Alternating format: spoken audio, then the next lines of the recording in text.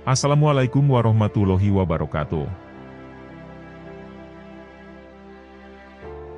Terima kasih, Anda telah kembali di channel YouTube kami. Saluran informasi yang mengkisahkan kisah-kisah Islami, serta kisah para ulama dan kekasih Allah. Pada kesempatan kali ini, kami akan membacakan lanjutan isi dari kitab Futuhul Ghaib, yang berisi nasihat dari ajaran Syekh Abdul Qadir Al-Jailani. Berikut ini penjelasan selengkapnya.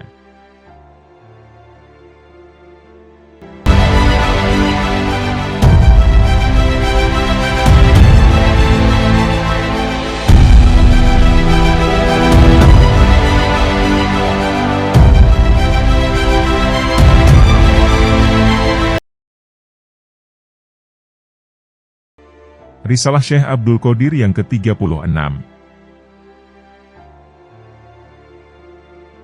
Jadikanlah hidup setelah mati itu sebagai uang modal kamu, dan hidup di dunia ini sebagai keuntungannya. Pergunakanlah waktumu, utamakan untuk hidup setelah mati. Dan jika ada waktu yang lebih, maka pergunakanlah waktu itu untuk kehidupan duniamu.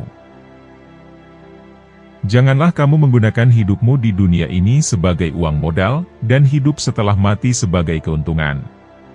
Yang mana, kamu memanfaatkan waktu lebihmu itu untuk hidup setelah mati, di samping menunaikan sholat 5 waktu, seakan-akan mengubah semuanya di dalam satu gerakan, memasukkan bagian-bagiannya, dan merusakkan susunannya, tanpa ruku dan sujud, serta tanpa tumak ninah. Atau apabila kamu merasa penat dan letih, kamu tidur dengan membiarkan segalanya tidak terpelihara, seperti mayat di waktu malam, yang pada siang harinya memuaskan nafsu kebinatangannya dan nafsu iblisnya. Jangan pula kamu menjual akhiratmu untuk duniamu, dan kamu menjadi hamba nafsu kebinatanganmu. Kamu diperintahkan untuk menguasai hawa nafsu kamu, dan membawa diri kamu ke jalan yang lurus dan benar. Tetapi kamu membiarkan diri kamu dikuasai hawa nafsu iblis, sehingga merugilah kamu di dunia ini, dan di akhirat kelak kamu akan diazab dengan api neraka. Di hari perhitungan kelak, kamu akan menjadi orang yang paling miskin dan paling merugi, serta segala apa yang kamu kumpulkan untuk duniamu hilang lenyap dari sisimu. Maka, saat itu kamu benar-benar telah menjadi orang yang merugi. Sebaliknya, jika kamu mengikuti jalan akhirat, dan menjadikannya sebagai uang modal, maka kamu akan beruntung di dunia dan di akhirat, serta apa yang ditakdirkan untuk kamu di dunia ini akan datang kepadamu, dan kamu mendapatkan keselamatan dan dihormati. Nabi pernah bersabda, sesungguhnya Allah akan memberi keselamatan kepadamu dalam kehidupan duniamu, jika kamu menunjukkan niatmu di akhirat. Akan tetapi, keselamatan akhirat tidak akan diberikan, jika niatmu kamu tujukan kepada kehidupan dunia. Niat yang ditujukan ke akhirat itu adalah ketaatan kepada Tuhan, karena niat itu ialah jiwa ibadah. Oleh karena itu, apabila kamu taat kepada Allah, dan mengharapkan akhirat, maka kamu akan menjadi orang yang dipilih oleh Allah, dan masuk ke dalam golongan orang-orang yang taat dan cinta kepada Allah, serta kehidupan akhirat akan kamu dapati, yaitu surga dan kedekatan kepada Allah. Kemudian, dunia ini akan mengabdi kepadamu, dan segala sesuatu yang telah ditentukan untuk kamu, pasti akan kamu terima sepenuhnya, karena segala sesuatu itu tunduk kepada Allah, yang Maha menguasai segalanya.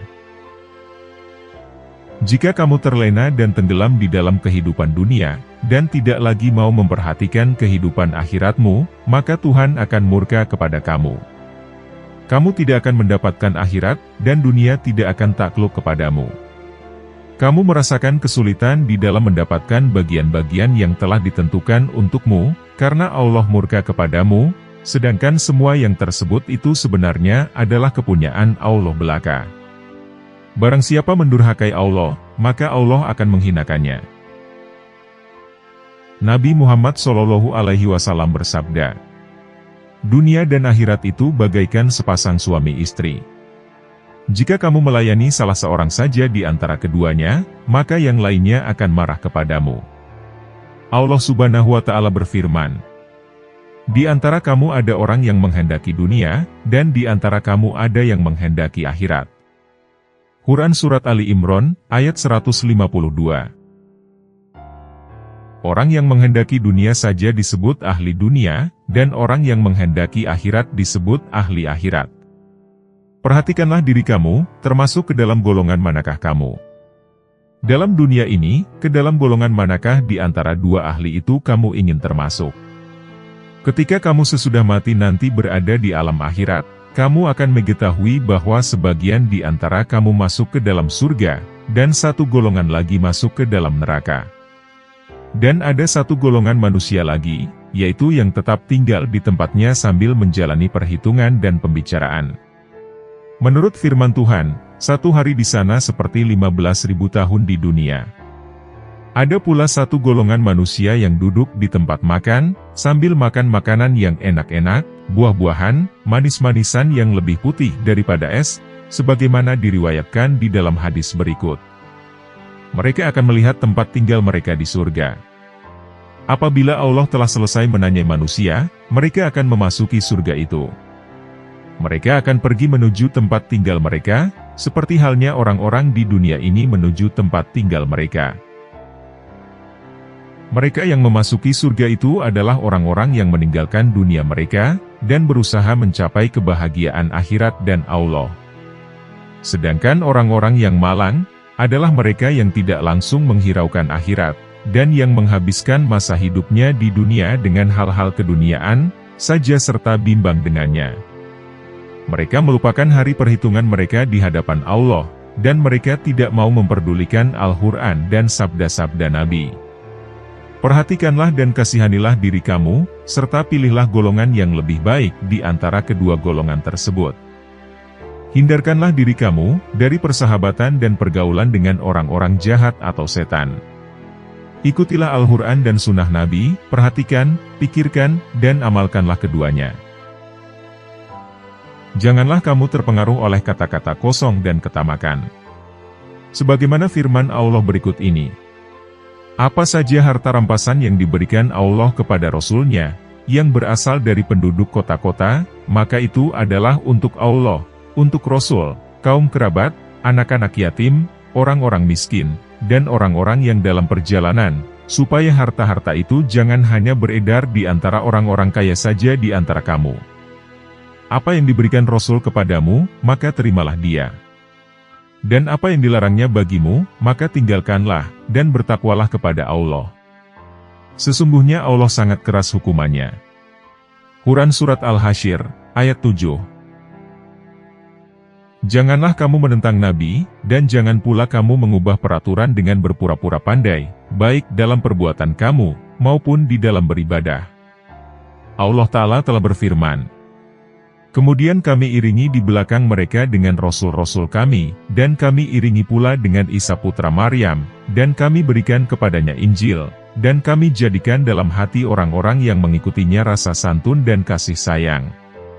Dan mereka mengada-adakan rahbaniyah, padahal kami tidak mewajibkannya kepada mereka, akan tetapi mereka sendirilah yang mengada-adakannya, untuk mencari keridhaan Allah, lalu mereka tidak memeliharanya, dengan pemeliharaan yang semestinya. Maka kami berikan kepada orang-orang yang beriman di antara mereka pahalanya, dan banyak di antara mereka orang-orang fasik. Quran Surat At-Taubah, ayat 27. Allah telah membersihkan nabinya, dan menjauhkannya dari yang batil. Sebagaimana firman Allah berikut ini. Dan tiadalah yang diucapkannya itu, Al-Quran, menurut kemauan hawa nafsunya. Ucapannya itu tiada lain hanyalah wahyu yang diwahyukan kepadanya. Quran Surat An-Nam, ayat 3-4. Dengan kata lain, firman ini bermaksud, apa saja yang dibawanya kepada kamu adalah dari aku, dan bukannya dari dirinya, atau hawa nafsunya. Oleh karena itu, ikutilah dia. Allah Ta'ala berfirman lagi. Pada hari ketiga, tiap-tiap diri mendapati segala kebajikan dihadapkan ke hadapannya, begitu juga kejahatan yang telah dikerjakannya. Ia ingin kalau kiranya antara ia dengan hari itu ada masa yang jauh, dan Allah memperingatkan kamu terhadap siksanya. Dan Allah sangat penyayang kepada hamba-hambanya. Quran Surat Ali Imran, ayat 30. Jalan untuk menempuh kasih sayangnya itu adalah mematuhi sabda-sabda dan perbuatan Nabi. Nabi Muhammad SAW pernah bersabda, "Berusaha itu adalah jalanku, dan tawakal kepada Allah itu adalah keadaanku." Oleh karena itu, kamu harus berada di antara perbuatan dan keadaannya. Jika iman kamu lemah, maka hendaklah kamu berusaha, dan ini adalah perbuatannya. Dan jika iman kamu kuat, maka pergunakanlah keadaan kamu, yaitu bertawakal kepada Allah. Allah Ta'ala telah berfirman, "Dan kepada Allah lah kamu patut bertawakal." Quran Surat Al-Maidah, ayat 26. Allah juga berfirman lagi, "Dan barang siapa yang bertawakal kepada Allah, niscaya Allah akan mencukupkan keperluannya." Quran Surat At-Tolak, ayat 3. Selanjutnya Allah Ta'ala juga berfirman, "Dan sungguh jika kamu meninggal atau gugur, tentulah kepada Allah saja kamu dikumpulkan." Quran Surat Ali Imran, ayat 158. Allah menyuruhmu untuk bertawakal, dan berpegang teguh kepada Allah, sebagaimana Nabi pun disuruh berbuat demikian. Nabi SAW pernah bersabda, "Barang siapa berbuat sesuatu yang bukan dari perintah kami, maka perbuatannya itu tidak akan diterima." Hal ini mencakup kehidupan, perbuatan, dan perkataan. Kita tidak mempunyai nabi lagi selain beliau yang harus kita ikuti. Dan tidak ada kitab selain Al-Quran, yang harus kita patuhi. Oleh karena itu, janganlah kamu melanggar keduanya. Jika tidak, maka kamu akan mendapatkan kehancuran, dan kamu akan dipimpin oleh hawa nafsu kebinatangan, dan iblis akan membawamu ke jalan yang sesat. Allah Ta'ala berfirman, "Dan janganlah kamu mengikuti hawa nafsu, karena ia akan menyesatkan kamu dari jalan Allah." Quran Surat Shad, ayat 26. Keselamatan itu terletak pada kitab Allah dan sunnah Nabi. Sedangkan kerusakan akan datang, jika kamu menyimpang dari keduanya. Dengan Al-Quran dan sunnah Nabi itulah, maka si hamba dapat naik ke derajat wilayah, badaliyat, dan gaubsiyat. Ya Allah, tambahkanlah kepadaku ilmu pengetahuan yang bermanfaat, dan berikanlah aku pemahaman yang baik.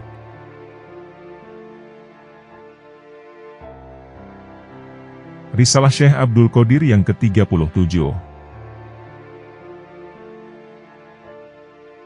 Wahai orang-orang yang beriman, mengapa aku melihat ada di antara kamu yang merasa dengki dan iri hati kepada tetangga-tetangga kamu, karena mereka mendapatkan kelebihan karunia Allah yang berupa makanan, minuman, tempat tinggal, pakaian dan sebagainya.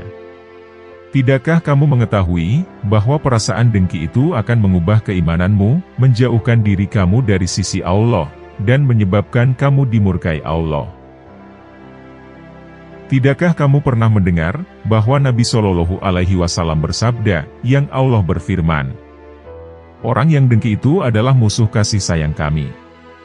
Mengapa kamu masih dengki kepada orang lain, wahai manusia? Dengkikah kamu kepada apa yang telah ditentukan Allah kepadanya? Apa yang ada padanya itu, sebenarnya adalah karunia Allah juga. Maka, mengapa kamu merasa dengki? Allah berfirman, "Apakah mereka yang membagi-bagi rahmat Tuhanmu?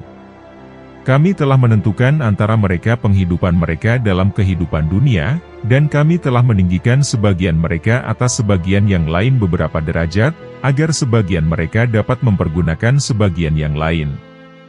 Dan rahmat Tuhanmu lebih baik dari apa yang mereka kumpulkan." Quran Surat Az-Zuhruf, ayat 32. Jika kamu dengki kepada orang lain, maka sesungguhnya kamu adalah orang yang zolim. Kamu zolim terhadap orang yang telah diberi karunia oleh Allah. Padahal, karunia itu telah dikhususkan baginya dan bukan bagi orang lain. Jika kamu masih juga dengki kepada orang yang diberi karunia oleh Allah itu, maka hal itu menunjukkan bahwa kamu itu orang zolim, jahil, dan jahat. Jika kamu mendengki orang lain, karena kamu mengira bahwa yang dimilikinya itu adalah bagian kamu, maka kamu adalah orang jahil. Sebab, apa yang telah ditentukan untuk kamu itu, tidak akan lepas ke tangan orang lain, melainkan pasti akan kamu dapati. Allah tidaklah zolim, sebagaimana firman Allah yang maksudnya kurang lebih seperti ini. Ayat yang datang dari kami tidak boleh diubah-ubah, dan kami tidak zolim kepada hamba-hamba kami. Allah tidaklah zolim. Dia tidak akan mengambil dari kamu apa yang telah ditentukan untukmu, lalu diberikannya kepada orang lain. Allah tidaklah seperti itu. Apa yang telah ditentukan untuk kamu, pasti akan kamu dapatkan. Dan apa yang telah ditentukan untuk orang lain, pasti akan ia dapatkan. Oleh karena itu, janganlah kamu dengki kepada orang lain. Lebih baik kamu mendengki bumi, yang menjadi toko harta benda dunia seperti emas, perak, dan intan berlian, yang sebagai simpanan raja-raja dahulu kala seperti Ad, Samud, Raja Persia, dan Romawi. Kamu lebih baik mendengki semua ini, daripada mendengki saudara-saudara kamu. Ibarat orang yang melihat seorang raja yang agung, dan mempunyai tentara yang banyak sekali, mengontrol daratan dan lautan luas, serta memungut pajak untuk keperluannya sendiri, dan kerakusannya sendiri. Melihat keadaan ini, orang itu tidak dengki kepadanya, tetapi dia malah dengki melihat seekor anjing liar yang datang pada malam hari, mendekati dapur istana raja itu, untuk mencari makanan dari sisa-sisa makanan yang dibuang oleh tukang masak, dan makanan itu sudah busuk dan basi pula. Orang itu dengki kepada anjing liar itu, sehingga memusuhinya, dan ingin membunuhnya. Apakah ini bukan suatu kebodohan? Jika orang itu benar-benar dengki kepada anjing lapar itu, dan ia tidak dengki kepada raja yang tamak itu, maka sebenarnya orang itu adalah orang yang jahil, bodoh, dan tidak mau menimbang rasa. Ketahuilah wahai insan, apakah yang akan dihadapi oleh tetanggamu itu di hari perhitungan kelak, sekiranya ia telah diberi nikmat oleh Allah dan karunia yang baik di dunia ini, tetapi ia tidak memanfaatkan karunia itu, sesuai dengan aturan-aturan yang telah ditentukan oleh Allah. Bahkan sebaliknya, ia ingkar, dan memusuhi Allah, serta tidak patuh kepadanya. Ketahuilah, bahwa ia akan ditanya dan dimintai pertanggungjawabannya, tentang apa yang telah ia perbuat dengan karunia itu. Jika karunia dan nikmat itu tidak ia pergunakan sesuai dengan keridhaan Allah, maka ia akan menyesal. Bahkan ia merasa, bahwa lebih baik ia tidak menerima karunia itu di dunianya dulu. Apa yang ia sesalkan, sedangkan ia sudah terlambat.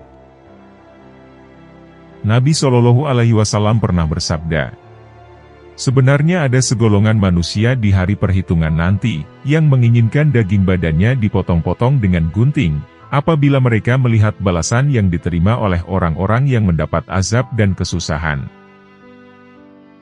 Mungkin tetangga kamu itu, di akhirat kelak, ingin agar ia berada di tempat kedudukanmu dalam kehidupan dunia ini, manakala ia merasakan masa yang sangat panjang, berada dalam perhitungan di hadapan Tuhan itu. Yang ia merasakan kepedihan dan kesusahan, berdiri selama 50.000 tahun di bawah panas terik matahari, untuk dimintai pertanggungjawabannya, tentang apa yang telah diperbuatnya dengan kekayaan yang diberikan Allah kepadanya dahulu. Sedangkan sementara itu kamu berada dalam perlindungan Allah, makan, minum, bersenang-senang, dan bersukaria, karena kamu telah sabar dalam menempuh kesusahan hidup di dunia ini, sambil ridho dengan ketentuan Allah. Kamu menyesuaikan dirimu dengan Allah, dan kamu tidak mendengki orang lain, lantaran ia diberi kelebihan kehidupan dunia oleh Allah. Semoga Allah menjadikan aku dan kamu bersabar, di dalam menempuh godaan dan perjuangan hidup di dunia ini, serta bersyukur kepadanya, karena karunia-Nya yang tidak terhingga kepada kita sekalian. Mudah-mudahan kita bertawakal kepada Allah, Tuhan sekalian alam. Risalah Syekh Abdul Qadir yang ke-38. Barang siapa menjalankan tugas-tugasnya karena Allah dengan ikhlas dan benar, maka ia tidak akan terpengaruh oleh apa saja selain Allah. Wahai manusia, janganlah kamu menuntut apa yang tidak ada pada kamu. Bertauhidlah kepada Allah, dan janganlah kamu menyekutukan Dia dengan apa saja. Jadikanlah diri kamu sasaran anak panah takdir yang akan mengena dirimu, bukan untuk membunuh, melainkan untuk mencederakan kamu. Barang siapa yang luluh hatinya karena Allah, maka ia akan menerima balasan dari Allah. Risalah Syekh Abdul Qadir yang ke-39. Mengambil sesuatu berdasarkan hawa nafsu kebinatangan, tanpa ada perintah dari Allah, berarti menyeleweng dari tugas kamu terhadap Allah, dan melawan kebenaran. Sedangkan mengambil sesuatu tanpa didorong oleh hawa nafsu kebinatangan adalah suatu kebaikan, dan sejalan dengan kebenaran atau yang hak. Dan jika berlawanan dengan kebenaran itu, maka itu adalah perbuatan yang tidak ikhlas dan sikap munafik. Risalah Syekh Abdul Qadir yang ke-40. Janganlah kamu mengira bahwa diri kamu termasuk dalam golongan kerohanian, kecuali jika kamu telah menjadi musuh diri kamu, terpisah dari anggota-anggota badan kamu, kaki dan tangan kamu. Serta memutuskan hubunganmu dengan wujud kamu, dengan gerak dan diam kamu, dengan pendengaran dan penglihatan kamu, dengan percakapan dan pegangan kamu, dengan usaha dan tindak tanduk kamu, dan dengan apa saja yang kamu anggap datang dari diri kamu sendiri. Setelah semua itu lenyap, maka barulah wujud kerohanian dihembuskan kepada kamu, karena semua itu adalah tabir yang menghalangi kamu dengan Tuhan kamu. Apabila ruh kamu telah bersih dan suci, maka rahasia di atas segala rahasia, dan yang gaib dari segala yang gaib, semua itu akan terbuka bagi kamu, dan kamu akan dapat membedakan antara musuh dengan sahabat, dan yang hak dengan yang batil, serta tauhid dengan syirik. Allah Subhanahu wa Ta'ala berfirman lewat lidah Ibrahim alaihissalam. Karena sesungguhnya apa yang kamu sembah itu adalah musuhku, kecuali Tuhan semesta alam. Quran Surat Asy-Syu'ara, ayat 77.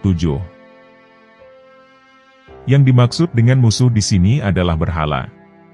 Oleh karena itu, anggaplah diri kamu dan seluruh makhluk ini sebagai berhala.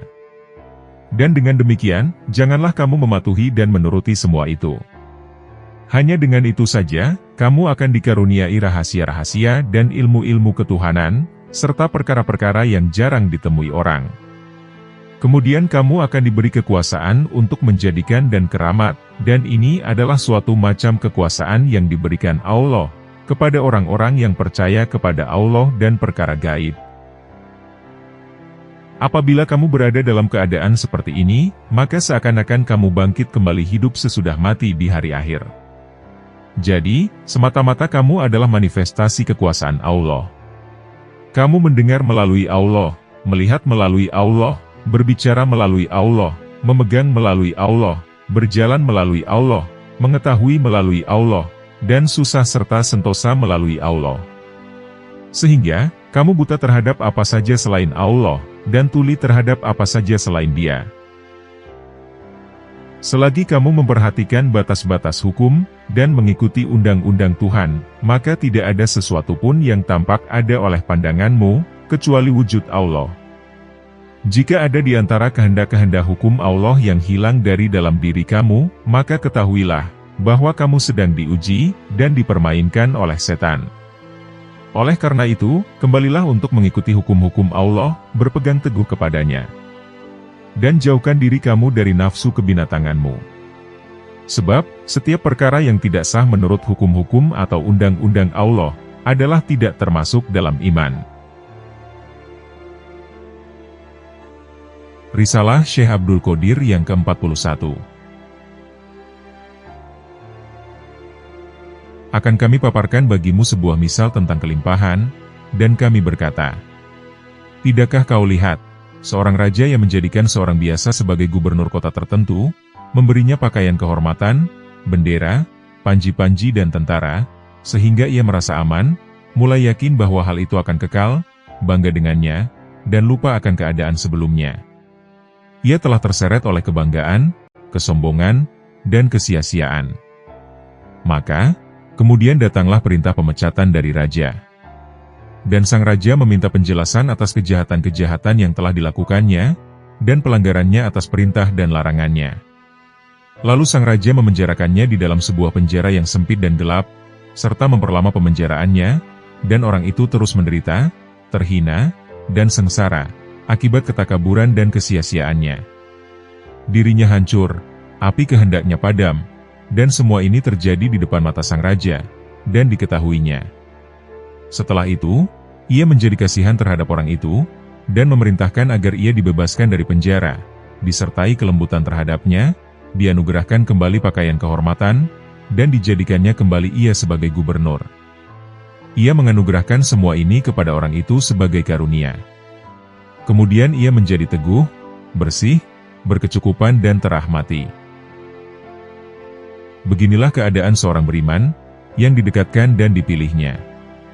Ia bukakan di hadapan mata hatinya pintu-pintu kasih sayang, kemurahan, dan pahala.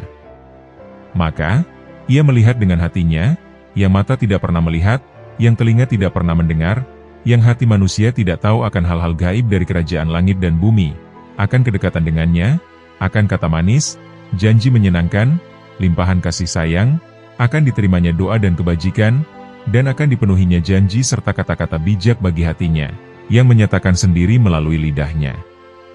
Dan dengan semua ini, ia sempurnakan bagi orang ini karunia-karunianya pada tubuhnya, yang berupa makanan, minuman, pakaian, istri yang halal, hal-hal lain yang halal, dan pemerhati terhadap hukum dan tindak pengabdian.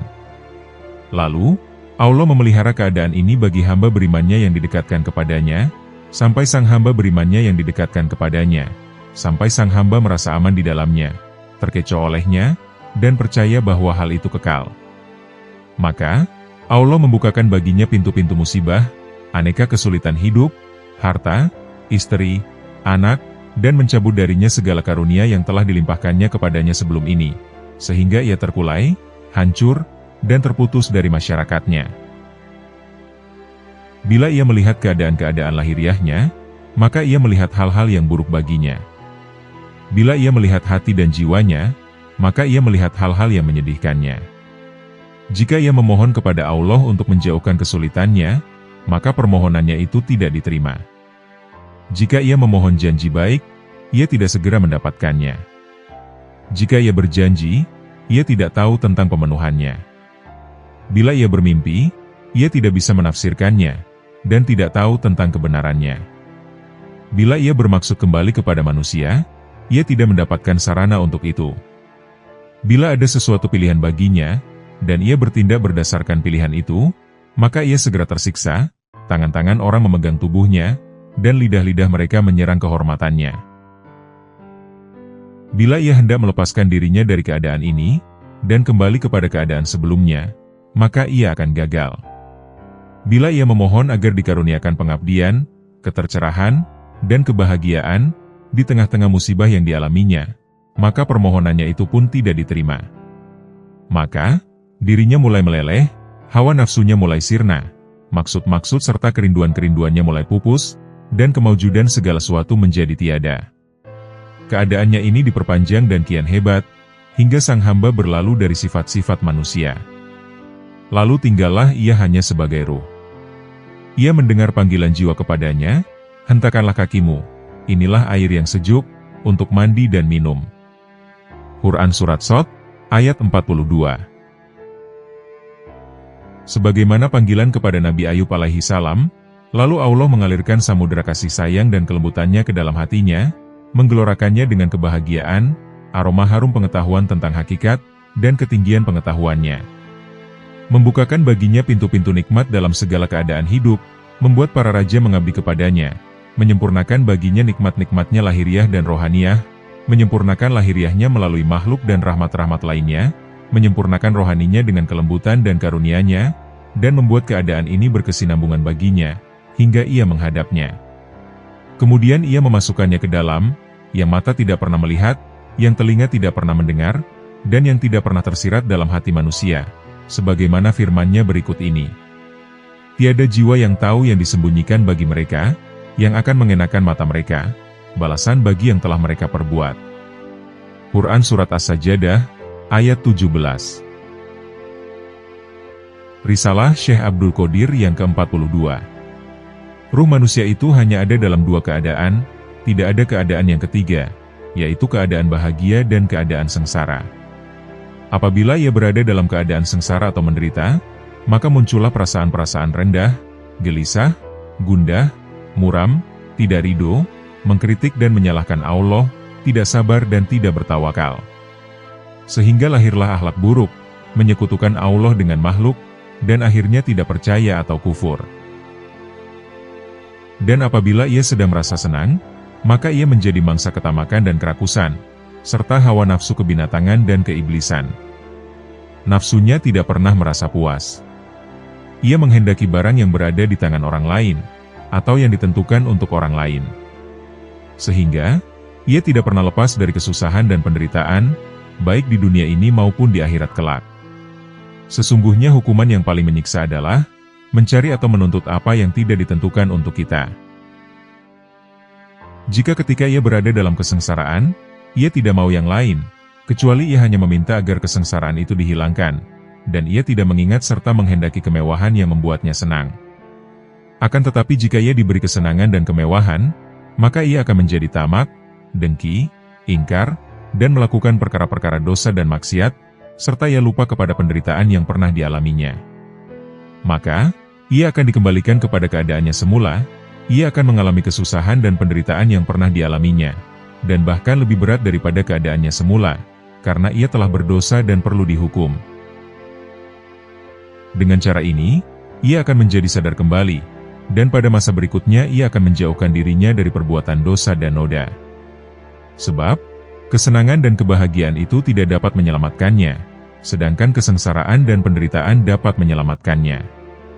Sekiranya ketika penderitaan kesusahan dihilangkan darinya ia berbuat baik, patuh, bersyukur dan ridho kepada Allah, maka hal itu adalah lebih baik baginya di dunia dan di akhirat, dan Allah akan menambahkan karunia, nikmat, kebahagiaan, dan keselamatan kepadanya.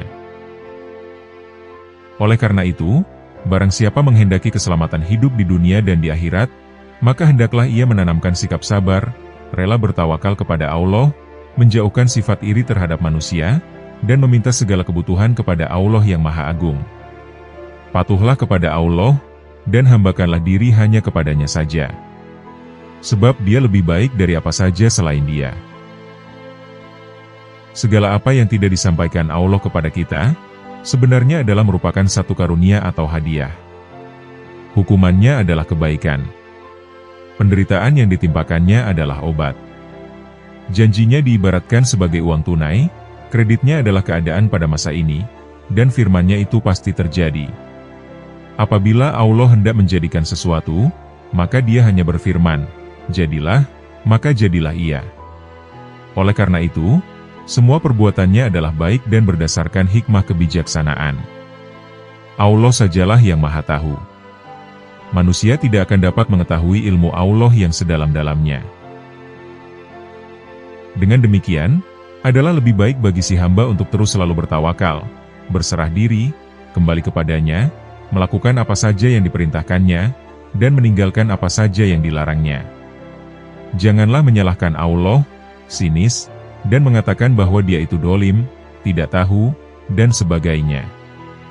Perbuatannya itu janganlah disalahkan. Ada sebuah hadis Nabi yang diriwayatkan oleh Atha bin Abbas, yang diterimanya dari Abdullah bin Abbas. Diceritakan bahwa Ibnu Abbas pernah berkata, "Ketika aku menunggang kuda di belakang Nabi Muhammad SAW, beliau bersabda kepadaku, 'Wahai anakku, jagalah atau peliharalah kewajibanmu terhadap Allah, niscaya Allah akan memeliharamu. Dan peliharalah kewajibanmu terhadap Allah, niscaya kamu akan mendapatkan Allah berada di hadapanmu. Oleh karena itu, apabila kamu mau meminta, maka memintalah kepada Allah. Dan apabila kamu mau memohon perlindungan, maka memohonlah kepadanya.'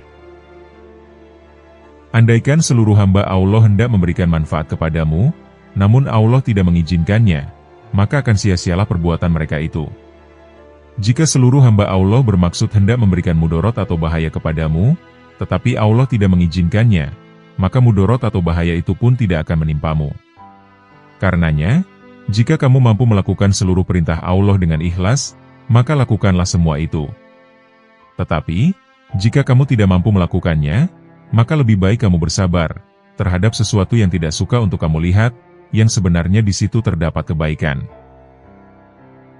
Ketahuilah, bahwa sesungguhnya pertolongan Allah itu datang melalui kesabaran. Dan ketahuilah, bahwa bersama kesusahan itu terdapat kesenangan. Setiap orang yang beriman, hendaklah menerapkan hadis Nabi ini, agar selalu mendapatkan keselamatan di dunia dan di akhirat kelak, serta menerima rahmat dan kasih sayang Allah. Risalah Syekh Abdul Qadir yang ke-43. Jika ada orang yang meminta sesuatu kepada manusia, maka yang demikian itu dikarenakan ia jahil atau bodoh tentang Allah, lemah imannya, kurang pengetahuannya tentang hakikat, kurang keyakinan dan kesabaran. Dan jika ada orang yang meminta kepada Allah, maka hal itu adalah pertanda bahwa ia penuh dengan ilmu Allah yang maha agung dan maha kaya, pertanda bahwa ia memiliki keimanan yang teguh dan keyakinan yang pasti, pertanda bahwa ilmu Allah selalu bertambah setiap saat di dalam hatinya, dan pertanda bahwa ia malu kepada Allah yang maha gagah perkasa. Risalah Syekh Abdul Qadir yang ke-44. Jika permohonan dan doa seseorang untuk memiliki ilmu kerohanian dari Allah Subhanahu wa Ta'ala tidak dikabulkan, dan setiap janjinya tidak dipenuhinya untuk orang itu, maka sesungguhnya hal itu adalah karena Allah tidak menghendaki orang itu terlalu muluk harapannya, atau terlalu optimis. Sebab, kondisi dan posisi kerohanian itu tidak akan didapatinya, kecuali jika ia memiliki takut dan harapan secara bersamaan. Takut dan harapan ini ibarat dua kapak atau sayap burung. Kedua-duanya perlu ada, dan satu saja tidak jadi. Takut dan harapan ini berada dalam setiap kondisi dan posisi itu. Dengan demikian, orang yang memiliki ilmu kerohanian atau kebatinan bisa menjadi dekat dengan Allah. Kondisi dan posisi kerohaniannya itu ialah, bahwa ia tidak menginginkan sesuatu selain Allah, ia tidak cenderung dan merasa ingin kepada sesuatu selain Allah, dan ia tidak merasa gembira dengan yang lain selain Allah. Jadi, meminta supaya permohonannya diterima, atau janjinya dipenuhi, adalah berlawanan dengan jalannya, dan tidak sesuai dengan posisinya. Ada dua sebab Allah selalu tidak memperkenankan permohonan si hamba. Yang pertama, seseorang tidak mau dikuasai oleh terlalu mengharap atau mengangan-angankan, atas apa yang telah ditakdirkan Allah untuknya, ia tidak mau mendahului Allah di dalam setiap tindakan, dan ia tidak mengetahui bahwa takdir Allah itu mungkin ada yang lebih baik, daripada apa yang dimintanya. Dan yang kedua, hal ini dapat menimbulkan syirik, yaitu menyekutukan sesuatu dengan Allah. Karena tidak ada manusia yang tidak berdosa, kecuali para nabi. Karena dua sebab inilah, Allah selalu tidak memperkenankan permohonan hamba-hambanya, dikhawatirkan jika si hamba akan meminta menurut kehendak dirinya saja, tanpa mengembalikan kepada aturan dan perintah Allah. Dan ada kemungkinan, hal ini akan membawanya kepada perbuatan syirik. Ada bermacam-macam sebab, yang dapat menjerumuskan seseorang ke lembah syirik pada setiap posisi, kondisi, dan cara menempuh jalan kerohanian ini.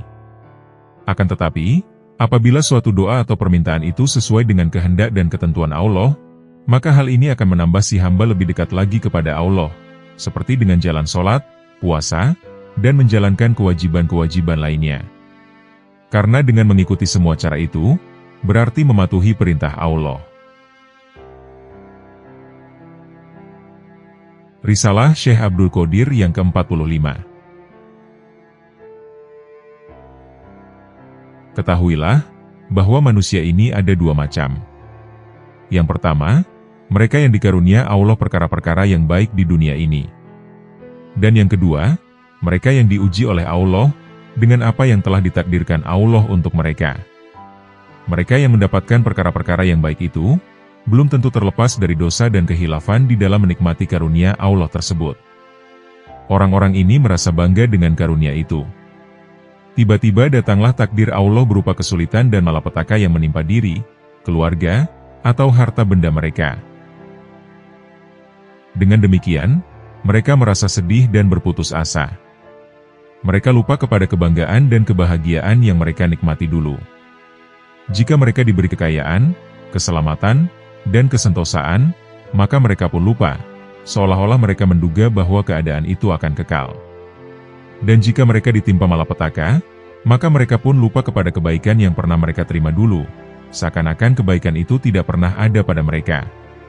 Semua ini menunjukkan kejahilannya atau kebodohannya tentang Tuannya yang sebenarnya, yaitu Allah Subhanahu wa Ta'ala. Andaikan mereka mengetahui bahwa Allah berkuasa membuat apa saja yang dikehendakinya, baik berkuasa menjatuhkan dan menaikkan, membuat kaya dan membuat miskin, menyenangkan dan menyusahkan, mengelokkan dan memburukan, menghinakan dan memburukan, menghidupkan dan mematikan, maupun apa saja, maka tentulah mereka tidak akan menduga bahwa kebahagiaan dan kekayaan yang mereka nikmati itu akan kekal. Dan tentulah mereka tidak akan merasa bangga dan sombong, atau putus asa dan kecewa, jika kekayaan dan kebahagiaan dihilangkan dari mereka. Tindakan mereka yang semacam ini, disebabkan kebodohan mereka tentang dunia ini. Mereka tidak mengetahui bahwa dunia ini adalah tempat ujian, tempat berusaha, tempat bersakit-sakitan, dan tempat bersusah payah. Dunia ini bagaikan dua lapisan rasa, di luarnya adalah rasa pahit, dan di dalamnya adalah rasa manis. Makanlah dahulu yang pahit itu, barulah memakan yang manisnya. Seseorang hendaknya merasakan yang pahit itu dahulu, sebelum ia merasakan yang manis. Bersabarlah kamu memakan yang pahit itu dahulu, agar kamu dapat memakan yang manisnya pula. Oleh karena itu, barang siapa bersabar terhadap ujian-ujian di dunia ini, maka ia berhak menerima hasil serta balasan yang baik dan bagus. Ibarat orang yang mau memakan gaji, maka bekerjalah dahulu, baru mendapatkan gaji. Lapisan yang pahit itu harus dihabiskan lebih dahulu, baru lapisan yang manis akan didapatkan. Oleh karena itu, jika si hamba patuh kepada Allah, mengerjakan yang diperintahkannya, dan meninggalkan yang dilarangnya, bertawakal bulat kepadanya, dan menuruti takdirnya, serta bila ia telah memakan yang pahit, ia pun menghapuskan hawa nafsu keiblisannya, dan menghancurkan tujuan kehendak egonya, maka Allah akan memberinya kehidupan baru yang lebih baik, kebahagiaan, keselamatan, dan kemuliaan, serta Allah akan memeliharanya dan memberikan perlindungan kepadanya. Setelah itu, si hamba itu pun menjadi seperti bayi yang sedang disusui ibunya, yakni bayi itu tidak lagi perlu mencari makan, karena ibunya telah memberinya makan. Allah akan memberinya rizki, tanpa ia harus bersusah payah atau berusaha keras di dunia ini, dan juga di akhirat kelak. Seorang hamba janganlah menyangka bahwa ia tidak diuji, dan bahwa karunia yang diterimanya itu akan kekal. Ia harus bersyukur, dan menyerahkan dirinya kepada Allah semata-mata. Nabi Muhammad SAW pernah bersabda, yang maksudnya lebih kurang sebagai berikut. Kemegahan dunia ini adalah perkara yang merusakkan. Oleh karena itu, pertahankanlah diri kamu darinya dengan bersyukur. Mensyukuri karunia kekayaan itu dilakukan dengan menyadarkan diri, dan mengatakan kepadanya, bahwa karunia itu tidak lain hanyalah kepunyaan Allah, yang dipinjamkannya dan diamanatkannya kepada kita. Semuanya adalah milik Allah, dan kita tidak mempunyai apa-apa. Oleh karena itu, dalam masalah harta benda ini, kita tidak boleh melanggar batas-batas yang telah ditentukan Allah, dan gunakanlah harta benda itu menurut kehendaknya. Keluarkanlah zakat dan sedekah, dan tolonglah orang-orang yang miskin papa. Orang-orang yang sedang berada dalam kesusahan adalah menjadi tanggungan kita, untuk memberikan nafkah kepadanya. Inilah arti mensyukuri karunia kekayaan harta benda, yang diberikan Allah kepada kita. Sedangkan mensyukuri nikmat anggota-anggota badan, yang telah diberikan kepada kita, adalah dengan menggunakan badan itu untuk mematuhi perintah-perintah Allah, meninggalkan larangannya, dan tidak berbuat dosa dan maksiat. Inilah cara-cara memelihara karunia Allah, agar tidak terlepas dari kita. Siramlah akarnya, agar ia menjadi subur, daunnya rindang, dan menghasilkan buah yang manis, yang menampakkan manfaat kepada badan, supaya badan itu dapat mematuhi Allah, dekat kepadanya, dan selalu ingat kepadanya, serta supaya kita menerima rahmat dan kasih sayang Allah di akhirat kelak, dan dapat hidup kekal di surga bersama para nabi, orang-orang yang benar, para syuhada dan orang-orang soleh. Mereka ini adalah golongan orang-orang yang dimuliakan. Akan tetapi, jika seseorang itu terpengaruh dan tenggelam dalam kesenangan dan kemegahan dunia ini saja, maka akan merugilah ia, di akhirat kelak ia akan menyesal dengan tiada putus-putusnya, dan nerakalah tempat tinggalnya. Allah menguji manusia, dan ujian itu mempunyai bermacam-macam tujuan. Ada kalanya ditujukan untuk menghukum manusia, akibat kesalahan dan dosa yang telah dilakukannya. ada kalanya ditujukan untuk membuang dan membersihkan cacat orang itu. Dan ada kalanya pula ditujukan untuk meninggikan derajat orang itu, agar ia dapat bersama-sama dengan orang-orang yang memiliki ilmu kerohanian, yang mengalami berbagai kondisi dan posisi kerohanian. Mereka itu telah mengembara di padang bencana dan kesusahan, dengan menunggang kendaraan kasih sayang Allah, sambil ditiup oleh angin bayu penglihatannya yang lemah lembut, yang mengenai gerak dan sikap mereka, karena ujian itu tidak bermaksud mencampakkan mereka ke dalam neraka, tetapi sebaliknya. Dengan ujian itu, Allah menguji mereka untuk memilih mereka, meneguhkan keimanan mereka, dan membersihkan mereka, agar dapat dibedakan antara iman dengan kufur, dan antara tauhid dengan syirik, dan sebagai balasannya orang itu diberi ilmu, rahasia, dan cahaya.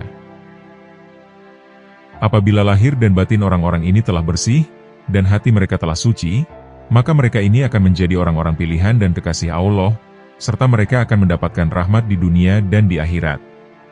Di dunia ini, rahmat itu melalui hati mereka, sedangkan di akhirat nanti melalui jasmani mereka. Oleh karena itu, bala bencana itu merupakan pencuci dan pembersih daki-daki syirik mereka, serta pemutus hubungan mereka dengan manusia, keduniaan, serta hawa nafsu kebinatangan dan keiblisan. Di samping menjadi alat penghancur kebanggaan, kesombongan, dan ketamakan, serta penghapus niat yang bukan karena Allah di dalam beribadah, seperti beribadah lantaran menghendaki surga, dan sebagainya. Tanda bahwa ujian itu dimaksudkan sebagai hukuman adalah, seseorang bersabar apabila datang ujian-ujian kepadanya, lalu menangis, dan mengeluh kepada orang lain.